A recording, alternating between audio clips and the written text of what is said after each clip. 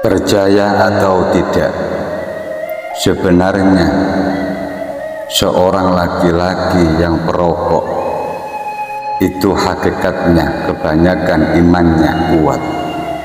Apa buktinya kalau mereka tidak percaya dengan kata-kata perokok itu akan membunuhmu? Karena mereka yakin hidup dan mati cuma Allah yang menentukan. Hanya merekalah yang bisa memegang rahasia dan bisa sampai ke jalan rahasia. Perlu diingat, ada 9 perintah Allah pada manusia yang tercatat di dalam Al-Quran. Yang pertama, jangan berkata kotor. Ini terdapat di dalam surat Al-Imran ayat 159. Jangan berbicara kotor. Yang kedua, perintah atau rambu-rambu di dalam Al-Quran bagi kita semua. Tahanlah amarah. Ini tersurat di dalam surat Ali Imran di ayat 134. Tahanlah amarah. Yang ketiga, berbaiklah kepada orang lain.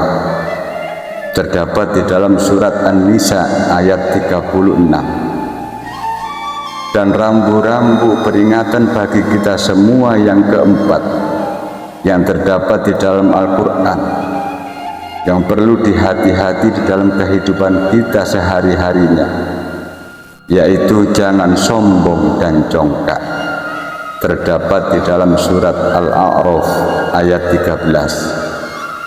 Yang kelima, maafkanlah kesalahan orang lain, yang terdapat di dalam surat Al-A'raf ayat 199. Yang keenam, berbicaralah dengan halus dan sopan, terdapat di dalam surat Toha ayat 44. Dan ada undang-undang peringatan bagi kita semua untuk berperilaku lebih baik di alam dunia ini. Yang keenam, yakni berbicara halus dan sopan. Ini terdapat di dalam surat Toha ayat 44. Yang ketujuh, rendahkanlah suaramu. Terdapat di dalam surat Luqman ayat 90. Insya Allah terdapat di dalam surat Luqman ayat ke-19. Rendahkanlah suaramu. Yang kedelapan, jangan mengejek orang lain. Terdapat di dalam surat Al-Hujarat ayat 19. Pak insya Allah di dalam surat Al-Hujarat ayat 11. Yang terakhir, yang ke-9, berbaktilah kepada orang tua. Terdapat di dalam surat Al-Isra ayat ke-23.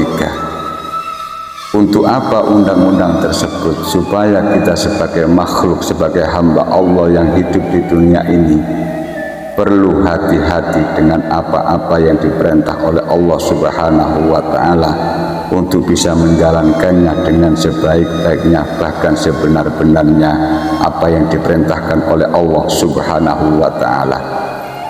Dan barang siapa yang menyampaikan satu ilmu saja dan ada orang yang mau mengamalkannya, maka walaupun yang menyampaikan sudah tiada atau sudah meninggal, maka ia akan tetap memperoleh pahala.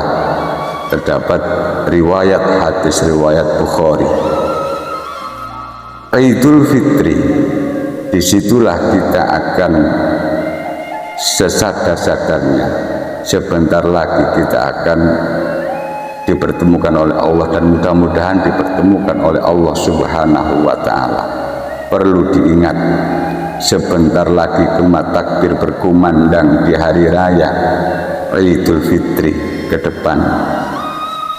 Disitulah kita akan sadar bahwa yang kita butuhkan bukanlah baju baru ataupun barang-barang yang baru, akan tetapi yang kita butuhkan minta maaf kepada kedua orang tua kita, saudara-saudara kita, teman-teman kita, bahkan tetangga-tetangga kita, bahkan kedua orang tua kita atau orang-orang yang pernah kita sakiti atau kita zalimi yang tanpa kita sadari maupun disadari.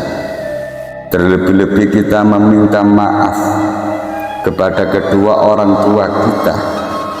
Kita meminta maaf kepada kedua orang tua kita sambil menetes air mata kita, sambil berkata kepada kedua orang tua kita, ayah, ibu, maafkanlah anakmu ini yang sampai ini di hari detik ini kami sebagai anak masih belum bisa membahagiakanmu.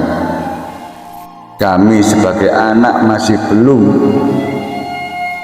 bisa memberikan kesenangan yang hakiki kepadamu, yang sampai ini di detik ini betul-betul bisa atau belum bisa membahagiakanmu. Kami sebagai anak sering membuat kesalahan, bahkan sering tidak patuh kepadamu. Ayah, ibu, maafkanlah kami. Ayah, ibu, jangan sampai murka Allah menimpa kami dan keluarga kami. Kalau ayah ibu tidak mau memaafkan kami ingin membutuhkan ridho Engkau ya ayah dan ibuku. Ridhollah fi ridhol walidain wa sukhtullah fi sukhtil walidain. Ridhonya Allah terdapat kepada ridhonya kedua orang tua kita. Wa sukhtullah fi sukhtil walidain. Murkanya Allah juga terdapat di dalam murkanya kedua orang tua kita. Jangan sampai Allah murka gara-gara kedua orang tua kita murka terhadap kita sebagai anak-anaknya. Mudah-mudahan kedua orang tua kita ridho kepada kita semua sebagai anak dan mau memaafkannya. Allahumma ghfirli dzunubi. Ya Allah, ampunilah seluruh dosa-dosa kami. Allahumma ghfirli dzunubi wali walidayya, dan kedua orang tua kami.